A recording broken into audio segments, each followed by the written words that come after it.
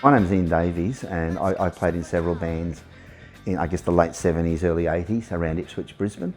When was your first band? Dad had bought me a guitar and amp and all that sort of stuff, and he bought me a Vase amp, 40 watt, I think it was called Trendsetters. And a band started practicing in the scout hall next door. And one day I got a knock on the door, and it was John Spresser. And John had said to me, "Oh, look, we heard you've got a guitar amp and we're putting a band together. Is there any chance we can borrow your guitar amp for band practice?" So again, yeah, sure, borrow my guitar amp. And I started going over and saying, "Well, you know, you got my guitar amp, but I play guitar as well." And that had John Spresser, Cameron Howe and Noel Howe in the band, who went on to be in Toy Watchers. So that's how I sort of started with those guys. And there was a guy called Mark Clark singing. And so we formed a band which we called, in the end, called Strut. We had t-shirts made up with Strut written on it. Mark left, and the other guys were still at Bremer High, and they had a mate, Dean, who was a Pommy guy, and he thought he was a bit like Mick Jagger.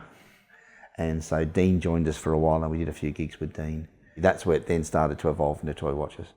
Neil had started playing in more sort of hard rock, heavy rock bands.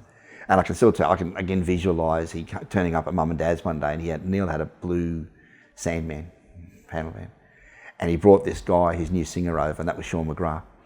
And Sean was at that stage in year 12, I think, at Ipswich Grammar. So he'd moved from Bremer across there, and he had the long golden hair like Robert Plant. And so that's how I met Sean. Sean sort of started changing his lifestyle more into the punk type thing as well. And we got offered a gig at St. Peter Claver, which was a Catholic school in Riverview, Goodna area. Just through a friend of mine, it was a school dance. By that stage, we'd gone from playing songs like Status Quo and, you know, Deep Purple and all that sort of stuff, through to playing the Ramones and Devo and Lou Reed, and so the whole set had changed. We were just dancing around playing, and Noel had kicked out, and he actually knocked Dean to the point where Dean fell over in a bit of pain. And so we just said to Sean, because he was doing sound, "Well, can you get up and do the rest of the set for us?" And when he did that, and again, if you've not seen Sean perform, you know, if you take Iggy Pop and you take Doc Neeson, you take Peter Garrett, you take, you know, Mick Jagger, you roll the one, that's Sean McGrath. And we just knew there and then, Sean has to be our singer. We started rehearsing with him. Sean started coming in and writing songs, and they were like 2-minute pop songs. And you know, it was one of those things where you could just knock out half a dozen songs at a band practice. So suddenly we were getting original material together, and this is in a matter of weeks. And then Sean just turns around and says, "Oh, I've got a gig at the Curry Shop," which is the original curry, well, the one that was in Roma Street downstairs down there. So this is suddenly we're playing, you know, in an alternative venue, and the band playing before us were the Go-Betweens. And that was so, wow, you know, suddenly we're in that sort of scene. Again, Sean had just come up with the name Toy Watchers from a sign he'd seen. So that was the morphing into Toy Watchers.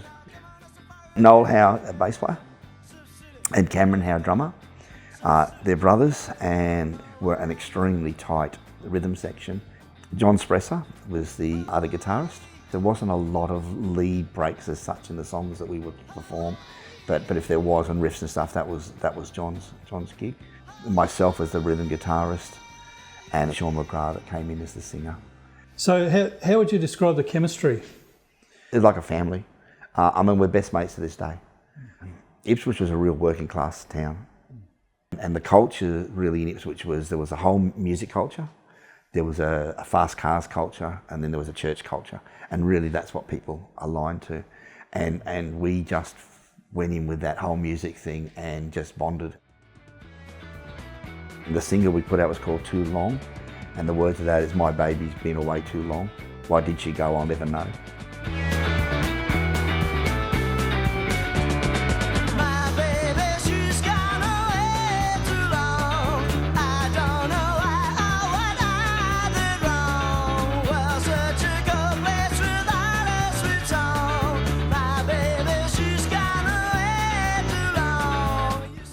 Z, absolutely fantastic, because it was in the era when they were doing joint efforts and they were running different pubs for gigs, so that was all starting to happen. And look, it just seemed to morph so quickly that suddenly we were playing 2-3 nights a week.